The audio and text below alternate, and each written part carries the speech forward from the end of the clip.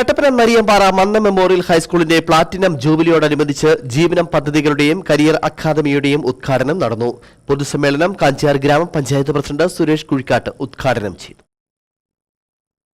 Nariyanpara Mannam memorial ഹൈസ്കൂളിന്റെ platinum ജൂബിലിയോട് അനുബന്ധിച്ച് വിവിധ പദ്ധതികൾ നടപ്പിലാക്കുന്നതിന്റെ ഭാഗമായിട്ടാണ് ജീവനം ജലസംരക്ഷണ പദ്ധതിയുടെയും മന്നം കരിയർ അക്കാദമിയുടെയും ഉദ്ഘാടനം സംഘടിപ്പിച്ചത്.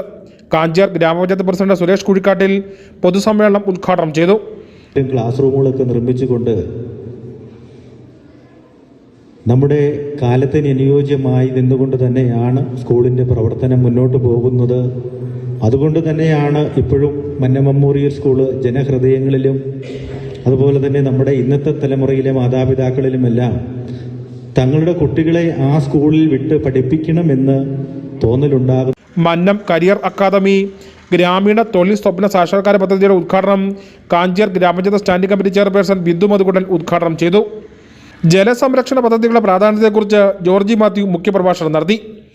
ജീവനം ജലസംരക്ഷണ പദ്ധതികളുടെ ഉദ്ഘാടനം കട്ടപ്പന ബ്ലോക്ക് പഞ്ചായത്ത് അംഗം രാജലക്ഷ്മി അനീഷ് നിർവഹിച്ചു.